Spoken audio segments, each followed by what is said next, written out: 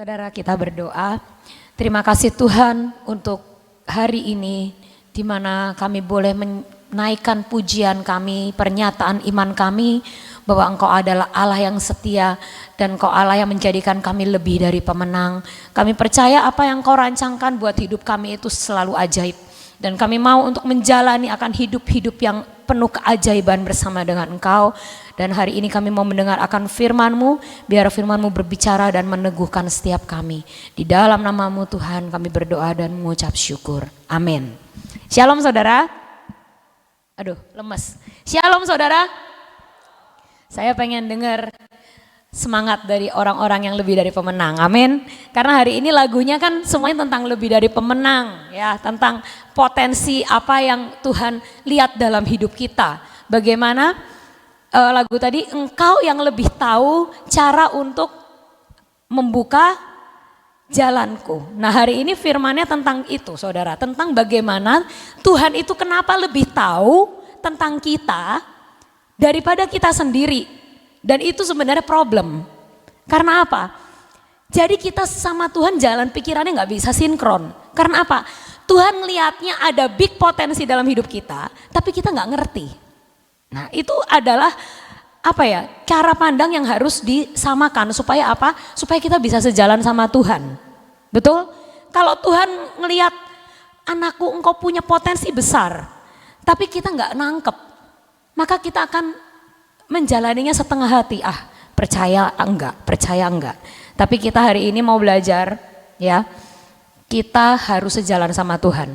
Cara Tuhan memandang kita harus sama dengan cara kita memandang diri kita. Amin. Saya ulangin lagi, kok kayak masih bengong sih. Ayo wake up. Cara Tuhan memandang kita harus sama dengan cara kita memandang diri kita sendiri. Ya, saya minta saudara fokus karena ini penting ya. Seringkali di lagu tadi dikatakan, Tuhan engkau lebih tahu cara membuka jalanku. Tuhan engkau lebih tahu cara untuk mengubah hidupku. Kenapa Tuhan selalu lebih tahu? Karena kitanya gak mau tahu. Karena kita yang ngerasa gue gak bisa.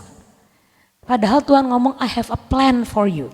Aku punya aku melihat potensi yang besar dalam dirimu. Dan seringkali kita gak hargain itu. Sehingga Tuhan punya jalan ini kita ngerasa kayaknya gak mungkin saya bisa. Tuhan buka jalan ini, kayaknya saya gak mungkin bisa. Tuhan buka pintu ini, kita ngomong kayaknya aku gak mungkin bisa. Karena apa? Cara Tuhan melihat kita beda sama cara kita ngelihat diri kita sendiri. Sehingga kita gak pernah bisa sejalan. Ya, jadi hari ini kita mau belajar cara Tuhan memandang kita harus sama dengan cara kita ngelihat diri kita juga, supaya kita bisa approve dan setuju sama cara-cara Tuhan. Amin. Nah, saya mau cerita sedikit tentang pengalaman saya. Waktu kemarin saya pergi sekeluarga. Kami waktu 2 minggu lalu berkesempatan untuk berlibur ya. Kami datang ke Labuan Bajo. Dan jujur selama ini saya ngelihat Labuan Bajo itu cuman dari gambar ya saudara ya. Cuman dari gambar-gambar yang keren-keren.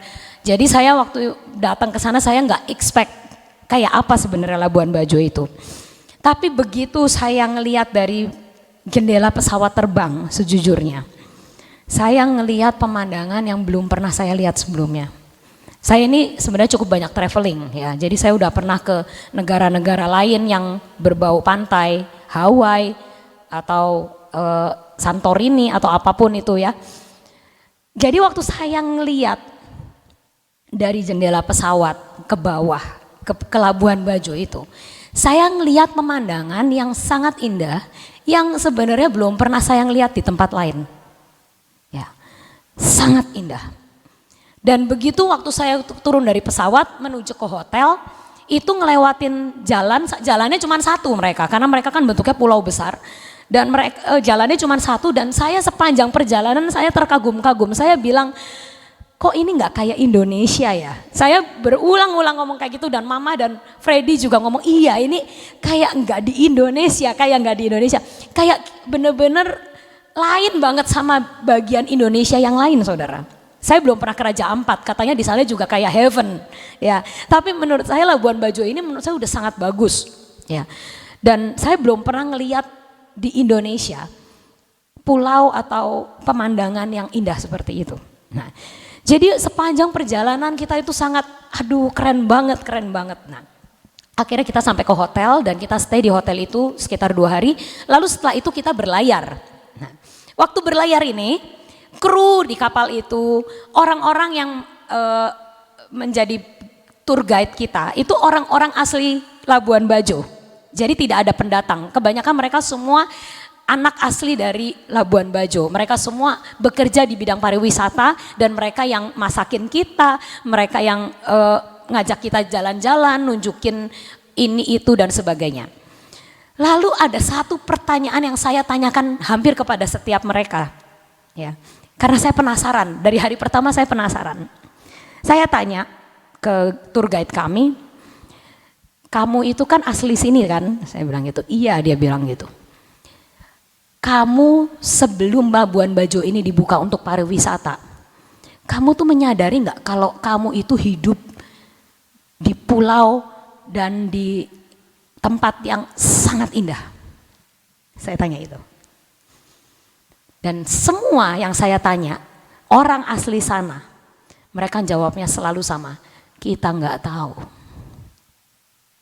Saya nanya, kamu waktu sebelum Labuan Bajo tuh disorot sama pemerintah dan akhirnya dijadikan tempat wisata dan dibuka untuk mancanegara, untuk turis domestik. Kamu tuh nyadar nggak? Kamu itu hidup di tempat yang kayak surga, saya bilang gitu.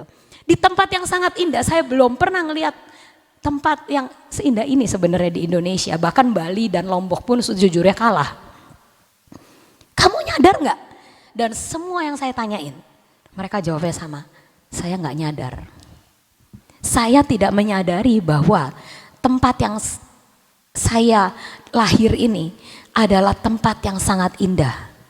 Saya pikir ya memang beginilah dunia, memang beginilah laut, memang beginilah gunung-gunung.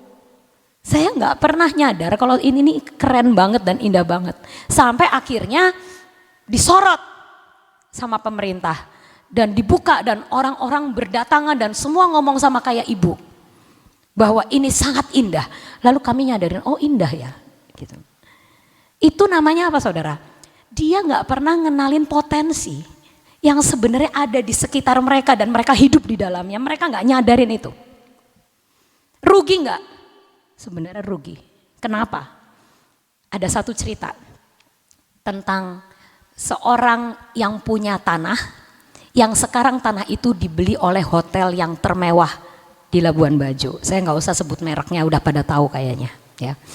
Jadi dulunya tanahnya itu benar-benar di pinggir laut, di tebing, menghadap laut, bisa ngelihat sunset yang sangat beautiful banget ya, cantik banget sunsetnya.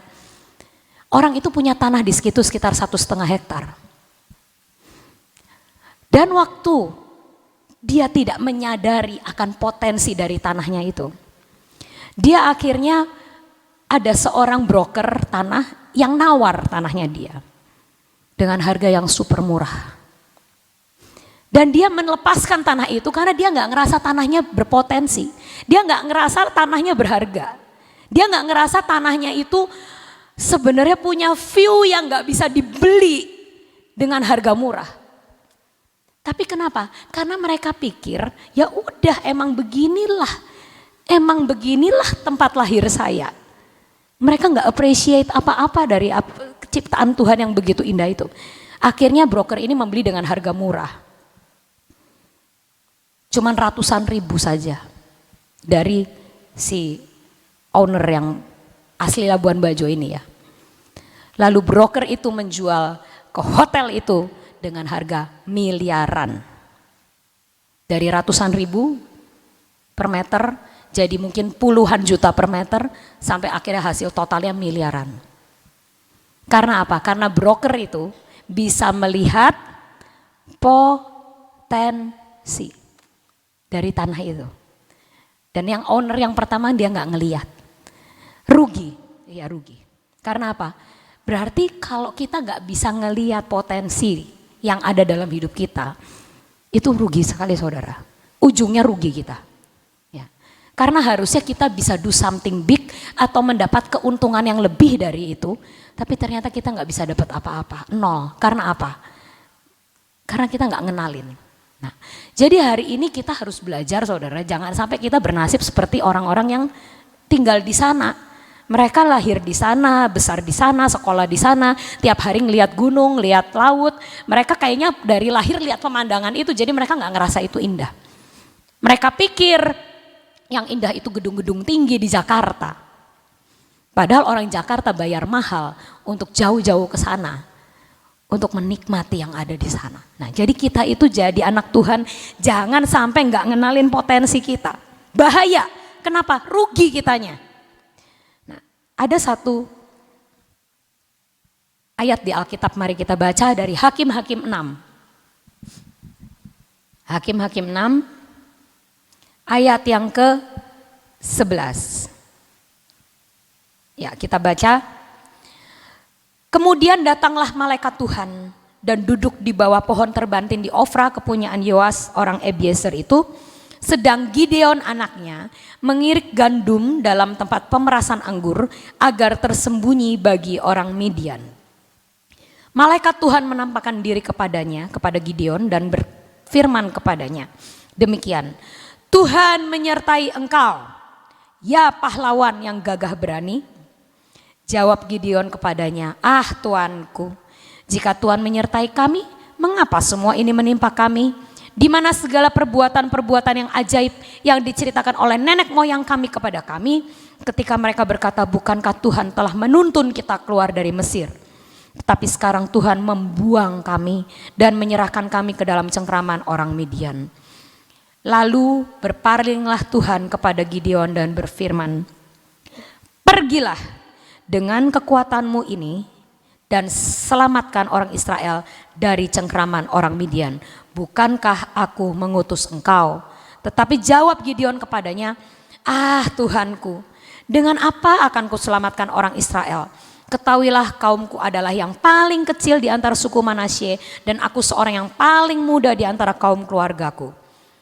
Berfirmanlah Tuhan kepadanya, tetapi akulah yang menyertai engkau, sebab itu engkau akan memukul kalah orang Midian itu sampai habis. Ada satu tokoh di Alkitab yang tidak menyadari potensinya. Sedangkan saudara tahu ternyata arti nama Gideon itu ya adalah si penghancur, pahlawan perkasa atau penebang. Arti nama Gideon ya adalah pahlawan yang perkasa, si penghancur dan si penebang. Jadi sebenarnya arti nama Gideon itu berbicara tentang potensi yang dia punya. Dan waktu itu saat Tuhan encounter sama dia, Tuhan bilang, hai pahlawan, salah gak Tuhan? Enggak, karena arti nama dia memang pahlawan. Tapi Gideon ngomong apa? Jangan gitulah Tuhan. Aku sih nggak layak dipanggil panggilan itu. Aku nih paling kecil, paling lemah, paling ini itu. Engkau akan menyelamatkan akan bangsamu dari Midian. Allah Tuhan. Gitu. Seringkali kita itu kayak gitu saudara. Yang bersyukur adalah akhirnya ceritanya Gideon gak berakhir dengan jawaban halah gitu. Untung gak gitu. Untung akhirnya Gideon menangkap apa yang Tuhan rancangkan buat dia. Dia menangkap potensi yang Tuhan sudah taruh dalam hidupnya sejak dia lahir. Dan akhirnya Gideon menang terhadap Midian dan dia menjadi pahlawan yang sesungguhnya menghidupi namanya. Tapi jangan sampai kita mati dengan tidak mengetahui potensi kita. Jangan sampai kita berakhir dengan kita nggak pernah akhirnya menghidupi apa yang Tuhan inginkan dalam hidup kita. Ya. Waktu itu Gideon akhirnya berkata, Tuhan ngomong berulang-ulang, kamu pahlawan, kamu bisa. Aku akan mengirim engkau ke sana, engkau akan menumbangkan Midian, Tuhan mengencourage. Dan yang untungnya adalah Gideon menangkap, oke Tuhan, aku nangkep, oke aku percaya. Walaupun aku saat ini belum ngeliat nih Tuhan, potensi dalam diriku. Walaupun aku ini belum ngeliat nih Tuhan. Engkau katakan aku pahlawan, aku nggak ngerasa aku pahlawan. Engkau katakan aku lebih dari pemenang, aku nggak ngerasa aku lebih dari pemenang. Tapi Gideon melakukan langkah yang pertama. Dia percaya. Dan yang menarik adalah saat dia mulai percaya sama Tuhan, ada hal pertama yang Tuhan ingin untuk dia lakukan. Apa itu? Menebang Baal keluarganya. Betul? Hal pertama yang Tuhan suruh untuk Gideon lakukan saat dia akhirnya, oke Tuhan aku mau melangkah bersama engkau, adalah Tuhan langsung kasih order pertama, bukan melawan Filistin dulu, bukan melawan Midian dulu. Ya, saya pikir waktu itu, kalau misalnya udah dikasih tahu tujuan akhirnya adalah melawan Midian, berarti begitu Gideon setuju, harusnya Tuhan ngomong ya sekarang bersiap-siap, kumpulkan pasukan. Enggak.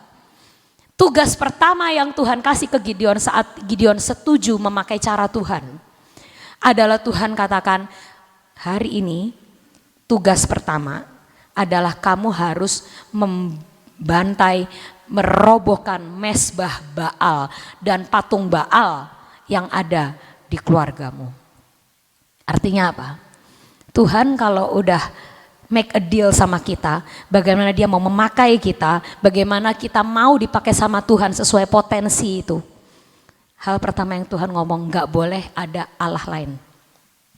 Gak boleh ada idol, berhala lain dalam hidup kita. Kalau kita pakai potensi kita masih dengan cara kita, Tuhan gak bisa bekerja.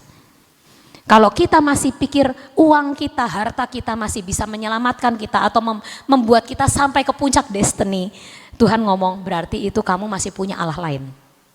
Kalau kita masih punya seseorang yang kita pikir dia akan membawa kita naik ke tempat yang lebih tinggi, seseorang yang kita pikir dia akan bawa gua ke puncak destiny, itu berarti kita masih punya berhala lain. Tuhan berkata kalau kamu mau kerja sama dengan aku akan memakai engkau sesuai dengan potensi yang ada padamu. Hal pertama yang Tuhan inginkan adalah tebang semua Baal, tebang semua berhala yang kita mungkin masih pegangan sama itu. Gak boleh. Saya kemarin nonton sebuah film tentang basket, saudara. Film ini bagus banget di Netflix juga. Ya udah saya kasih tahu judulnya daripada nanti habis ini saya dibombardir pertanyaan apa nama filmnya. Kayak waktu yang khotbah lalu saya di DM semua orang. Saya judulnya itu Hustle, ya, Hustle. Ini tentang seorang pemain NBA yang direkrut. Nah, jadi tentang film ini lucu juga, filmnya bagus banget. Katanya bukan kejadian sungguh, tapi sebenarnya film ini menunjukkan kejadian yang sering terjadi di NBA. Ya, jadi suatu saat ada seorang yang kerjaannya itu mencari pemain baru. Orang ini disuruh pergi ke universitas-universitas, ke SMA-SMA, ke klub-klub basket manapun, dia terbang ke seluruh dunia, saudara, bukan cuma satu negara, dua negara, semua dunia, seluruh dunia, untuk ngelihat orang-orang yang berpotensi. Dan di adegan pertama itu menarik, karena begitu dia ngelihat orangnya, yang dilihat gak cuma permainannya, tapi potensinya dia. Ada orang yang mainnya bagus, tapi semua lapangan dikuasain sama dia. Dia gak pernah ngoper bola ke orang lain. Dia cuman dribble sendiri, masukin sendiri, wis one man show banget. Coret sama dia. Ada yang orangnya kasar, senggol sana, senggol sini, coret sama dia. Gak akan jadi pemain yang baik. Ya. Sampai suatu hari dia itu sudah jenuh, kok gua gak nemu ya. Seorang yang punya karakter yang baik, seorang yang punya potensi yang baik. Udah saya coba jalan malam dulu lah, jalan malam ke lingkungan-lingkungan. Saya nggak ke universitas atau ke klub-klub basket. Saya coba jalan aja, pengen tahu kota ini. Akhirnya dia ke Spanyol itu, di Spanyol itu dia jalan malam-malam. Tiba-tiba di sudut jalan itu ada sebuah lapangan basket punyanya masyarakat gitu.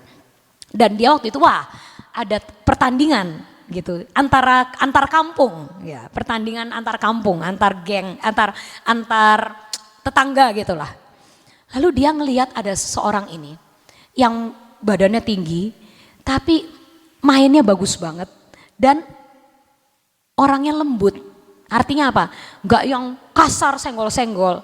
Juga dia saat dia seharusnya bisa ngoper, bisa masukin bola sendiri, tapi dia selalu ngoper ke temennya untuk memberi peluang, kesempatan kepada temennya untuk masukin bola kering. Ya. Jadi si perekrut ini, wah ini orang bagus. Akhirnya dia dipanggil, singkat cerita orang ini dibawa ke NBA. Tapi di NBA orang ini ditolak. Kenapa? Karena orang ini masyarakat biasa, tidak punya pelatihan, tidak pernah masuk universitas untuk menjadi pemain basket, tidak punya dasar yang cukup untuk masuk ke NBA. Tapi pelatih ini ngomong, saya lihat potensinya. Kamu jangan lihat latar belakang pendidikan dia. Kamu jangan lihat dia nggak pernah di klub mana atau sebagainya. Aku tahu potensinya. Si perekrut ini ngotot. Sampai akhirnya NBA menyerah. Ya udah, kalau kamu ngotot sebegininya, karena reputasi kamu juga selalu menemukan pemain-pemain yang bagus. Aku percaya, bawa dia ke sini disuruh main. Nah, saudara tahu ternyata di dalam dia masuk ke NBA itu nggak mudah. Kenapa? Karena orang-orang NBA itu tahu, oh dia itu orang dari pinggir jalan diambil. Orang biasa diambil. Dia bukan ningrat gitu loh. Ya dia orang biasa diambil. Jadi semua yang teman-teman saingannya dia berusaha untuk menjatuhkan. Lagi mau dribble tiba-tiba dikatain kasar. Sampai akhirnya fokusnya hilang, gak masuk bolanya. Sampai akhirnya dia tuh ngerasa, saya kok gak bisa main kayak dulu ya. Pelatihnya ngomong, kamu harus tahu potensi kamu. Dan saya percaya sama potensi kamu. Kita harus berjalan bersama. Kamu harus tahu kamu itu lebih hebat dari mereka. Nah tapi kelemahan kamu satu, kamu gak fokus. Kalau ada orang yang ngatain, kamu langsung down. Misalnya cuma dikatain, kamu tuh bukan siapa-siapa. Lagi dribble pengen nge-shoot, kamu bukan siapa-siapa, kamu itu loser. Langsung dikatain kayak gitu, bolanya gecol. Padahal itu cuma perkataan. Seharusnya potensi dia bisa masukin. Pelatihnya menyadarkan dia, terus didampingi. Sampai akhirnya di akhir cerita dia berhasil masuk menjadi pemain NBA. Keren banget sih filmnya ya. Kalau misalnya lagi ada waktu kosong boleh nonton. Intinya apa? Kita harus tahu potensi kita seberapa yang Tuhan inginkan untuk kita tunjukkan. Tuhan dan kita harus punya pandangan yang sama tentang potensi kita. Kalau enggak, Tuhan yang ngomong kamu bisa, kita akan selalu jawab aku enggak bisa. Tuhan ngomong you can do it, I cannot do it. Kalau Tuhan ngomong kamu bisa, Gideon selalu ngomong aduh Tuhan enggak bisa aku gini gitu. Excuse-nya terlalu banyak. Kita nggak akan pernah jadi Gideon. Kita nggak akan pernah jadi orang yang membantai musuh. Kita nggak akan pernah menjadi pahlawan. Tuhan lihat di dalam setiap diri kita. Ada potensi yang besar. Kita sepakat dengan Tuhan dan kita berkata Tuhan aku mau dipakai sama Engkau sesuai dengan potensiku. Supaya nama Tuhan dipermuliakan. Dan supaya aku bisa menjalani puncak destiniku. Amin. Amin saudara. Jangan berkata tidak bisa. Saat Tuhan berkata you can do it. Langsung dijawab yes Tuhan. I can do it bersama dengan Tuhan. Amin. Saudara, seringkali kita tidak merasakan bahwa ada sesuatu permata di dalam hidup saudara dan saya. Ternyata ada permata yang luar biasa. Saya merasakan di dalam hidup saya pada suatu saat saya dari orang kampung, dari kota yang paling kecil di kota Jepara, rasanya tidak, dan saya adalah anak yang ketujuh dari keluarga yang besar, jadi rasanya saya itu tidak termasuk hitungan ya. Saya nggak pernah merasakan bakal saya bisa berada di tempat ini. Saya tidak pernah berpikir dan bermimpi Tuhan bisa pakai seperti ini, Tuhan bisa bawa saya sampai ke pulau-pulau, ke negara-negara, sampai hampir ke seluruh dunia. saya nggak pernah bermimpi seperti itu ya. Tapi suatu saat ada seorang hamba Tuhan, waktu saya mahasiswa tingkat pertama, dia dari luar negeri, lalu saya ikut persekutuan doa, dia manggil saya, terus saya dinubuatkan saudara. Saya dinubuatkannya itu setinggi langit lah kalau saya bilang ya. Karena saya dinubuatkan itu dari A sampai Z. Dia bisa bilang tahu saat saya kecil, Tuhan itu memilih engkau sejak dari kandungan. Terus Tuhan akan mengangkat engkau, macam-macam lah, sampai Tuhan ngomong engkau nggak usah takut, kamu itu nanti akan jadi seorang sarjana. Itu saya baru tingkat pertama loh, sekolah. Lalu dikatakan saya akan menikah, saya akan pindah dari Bandung, akan ke satu kota, tapi tidak disebut kota Cirebon, cuma di satu kota. Tuhan akan make, sampai Tuhan akan tinggikan, sampai buat satu persekutuan. Itu semua mendetail ya. Sampai tuh dikatakan kamu itu nanti akan punya rumah besar, sampai begitu. Kamu tidak akan pernah memakai mobil yang bekas. Tuhan akan kasih kamu selalu mobil yang baru. Itu sampai mendetail banget ya. Pokoknya sampai wow lah. Nah, saat itu saya masih baru masuk mahasiswa tingkat pertama. Saya dapat semuanya itu, saya diem aja. Semua teman ngomong, wow kamu bakalnya jadi begini-begini. Saya pikir siapa saya ini gitu. Masa sih saya bisa sampai seperti itu. Dalam keadaan saya merasakan saya orangnya terlalu cuek sama orang lain. Saya kadang-kadang gak peduli sama orang lain. Saya kadang-kadang kurang bisa melayani.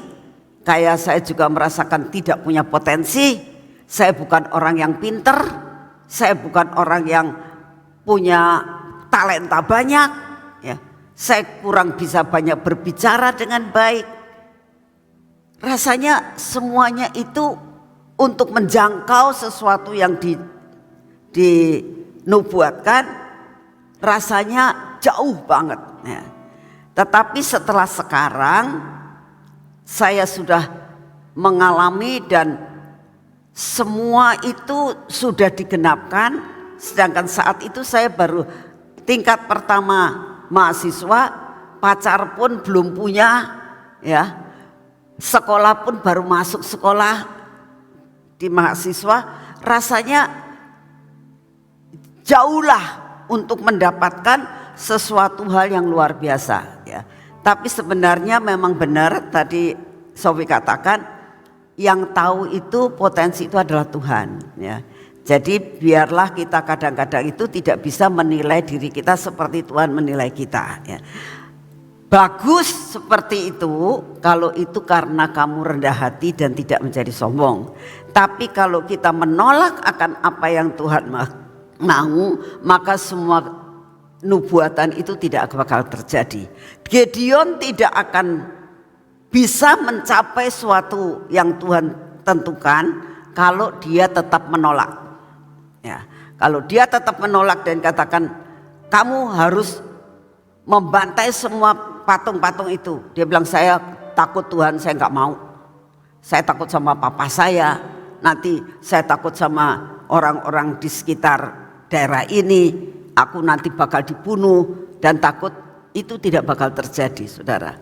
Jadi belajarlah mengikuti direksi daripada Tuhan. Tuhan ngomong apa, ya itu lakukan. Itu pun yang saya lakukan. Saya mendapatkan semuanya itu, saya taruh dalam hati saya. Saya bilang Tuhan, secara kasat mata, secara apa yang ada di potensi saya itu tidak bisa, tidak mampu untuk mendapatkan itu. Seolah-olah ada barang yang sangat besar, saya suruh ngangkat, kayaknya nggak kuat. Tapi aku mau jalani aja. Apa yang Engkau firmankan, aku mau jalani pada jalan itu. Nah, terus apa yang saya lakukan? Saya hidup biasa saja, ya, hanya setia, baca firman setia, pelayanan kecil saya setia sampai Tuhan percayakan perkara yang besar. Saya setia, belajar untuk kesetiaan, melakukan apa yang menjadi bagian saya. Dan akhirnya ya ujung-ujungnya ya seperti sekarang ini. Ya, jadi potensi itu yang tahu adalah Tuhan. Jangan merasakan kalian tidak punya potensi. Semua punya potensi. Hanya yang penting adalah terima semuanya itu, jalani hidup bersama dengan Tuhan. Engkau pasti sampai, ya. Yuk kita doa. Bapa, kami mengucap syukur untuk firman-Mu hari ini. Kami mengucap syukur kalau selama 1 jam Tuhan kami boleh menyembah Engkau, kami boleh memuji nama-Mu, kami boleh merasakan akan Engkau itu ada hadir di tempat ini. Dan Engkau itu luar biasa atas hidup kami. Buat kami percaya akan apa yang sudah kami deklarasikan, apa yang sudah kami doakan, apa yang sudah kami dengar, dan apa yang sudah kami nyanyikan. Terima kasih untuk kasih setiamu. Bapak, Engkau tahu akan keadaan dan kehidupan kami. Tidak ada satupun yang dapat kami sembunyikan di hadapan-Mu. Oleh karena itu ya Tuhan, semua masalah kami, semua persoalan yang kami hadapi, baik masalah sakit penyakit, baik masalah persoalan pribadi kami, masalah perekonomian, masalah tantangan-tantangan yang ada, masalah-masalah yang kami hadapi dalam keluarga kami. Tuhan, Engkau hadir di tengah-tengah kami. Engkau tetap ada. Engkau tetap bekerja dalam hidup kami. Datanglah Engkau Tuhan. Engkau yang akan menyelesaikan semua masalah kami. Engkau akan membuat jalan keluar setiap apapun yang saat ini kami hadapi. Kami masih punya Engkau, masih ada harapan. Terima kasih untuk semuanya ini Tuhan. Saat ini kami datang di hadapan-Mu, kami tetap mau berdoa Tuhan bagi bangsa dan negara kami. Kami mengucap syukur untuk Bapak Presiden kami yang sudah keluar dari Ukraina. Kami mengucap syukur untuk penyertaan-Mu dan perlindungan-Mu ya Tuhan. Biarlah apa yang dibicarakan dengan Presiden Ukraina ini Tuhan, banyaklah Engkau berbicara sehingga perdamaian terjadi. Kami juga berdoa untuk pembicaraannya dengan Presiden Rusia Tuhan. Biarlah Engkau yang akan berada di antara mereka sehingga misi perdamaian ini dapat terlaksana. Pakai akan Bapak Presiden kami ya Tuhan, untuk dapat menjadi pendamai buat kedua negara ini. Karena kami percaya Tuhan, kalau belum waktunya terjadi perang, maka semuanya itu akan diredakan. Terima kasih untuk kasih setiamu. Engkau memberkati Bapak Presiden kami sampai kembali ke tanah air dengan selamat, tidak kurang suatu pun apa. Terima kasih Bapak, beri kekuatan kesehatan yang baik dan sempurna untuk Bapak Presiden dan Ibu serta semua staf yang ada, semua pengawal-pengawal yang ada. Engkau membawa mereka dan Engkau akan mengembalikan ke tanah air dengan selamat, tidak kurang suatu pun apa.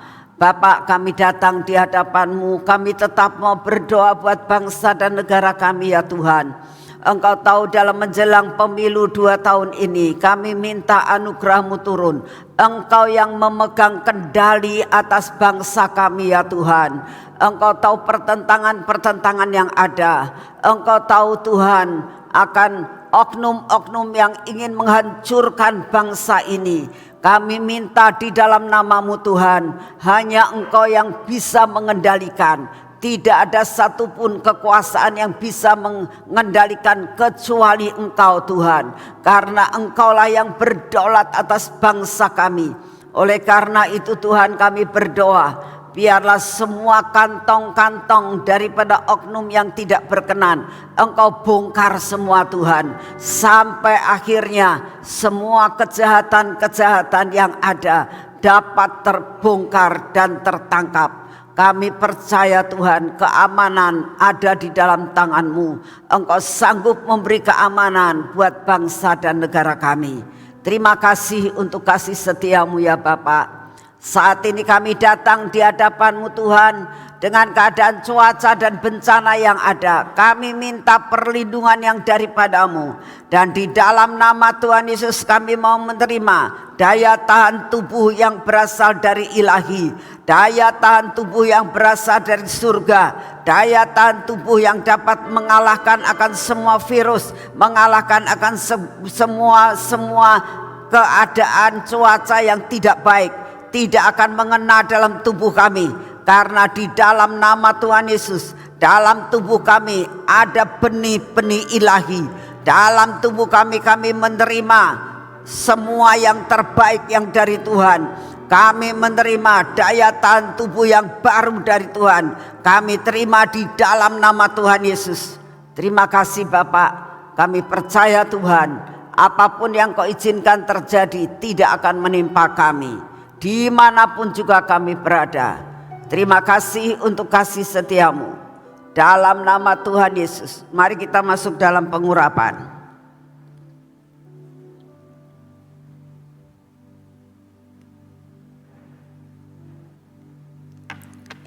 Tuhan Yesus, setiap hari kami membutuhkan pengurapan daripada-Mu. Karena kami tahu saat pengurapan ini turun atas hidup kami, maka akan terjadi kuasa-Mu menguasai hidup kami.